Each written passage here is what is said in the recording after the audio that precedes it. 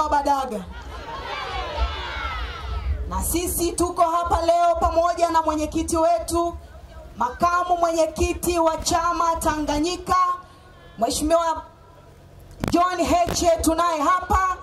Na mnakumbuka wametoka kwenye kanda ya kusini, wamefanya kazi kubwa sana kusini kuelimisha umma ili uweze kuelewa ni kwa nini Chadema inasema bila mabadiliko kwenye mifumo ya uchaguzi hakutakuwa na uchaguzi.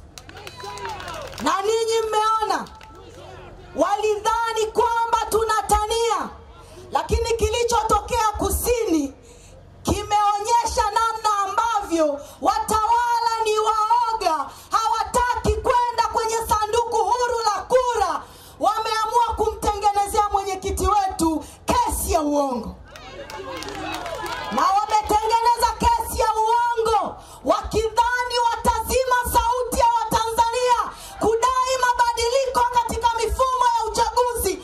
Makamu mwenyekiti, nilipoona mwenyekiti amekamatwa nilitulia kidogo.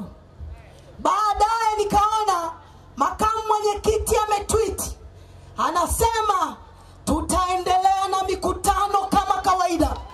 Tutakwenda kuzungumza na Watanzania kwa nini tunataka mifumo ya uchaguzi ibadilishwe. Makamu mwenyekiti hayuko hapa kuwatafutia watu diwani. Makamu mwenyekiti hayuko hapa kuwatafutia watu bunge.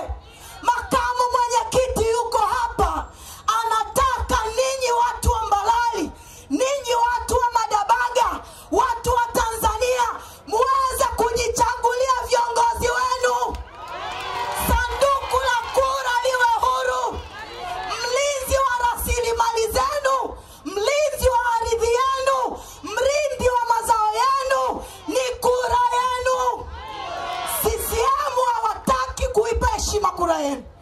Ndio maana leo makamu mwenyekiti yuko hapa anataka kuambia hata kama wamemkamata Mheshimiwa Lissu, wamempa kesi ambayo kama wakitaka kulazimisha wamkute na tuhuma inakwenda kumfanya uawe, anyongwe, afe kabisa, aondoke duniani. Lakini makamu mwenyekiti yuko hapa kutuma ujumbe kwa watawala kuambia kama itafaa kumuua Mheshimiwa Lissu kwa kesi ya uongo ili kunusuru rasilimali za Watanzania, wamuue ili Watanzania rasilimali zao na vizazi vyao vijavyo waweze kuja kunufaika navyo. Makamu mwenyekiti, karibu sana Mabadaga. Makamu mwenyekiti, karibu sana kwenye huu mkoa wa Mbeya. Sisi tuko hapa kukutia moyo kwamba sisi ni jeshi, tuko nyuma yako, tunakuamini. Mwenyekiti, kuwa ndani, misimamo ya Mheshimiwa Lissu ndio misimamo yako. Kwa hiyo Watanzania hawa wameweka imani kubwa sana kwenu na wanaamini Lissu kuwa ndani hakuna kitakachoharibika, na mimi ninajua hakuna kitakachoharibika chini yako makamu mwenyekiti. Asanteni sana kwa kutusikiliza watu wa Mabadaga.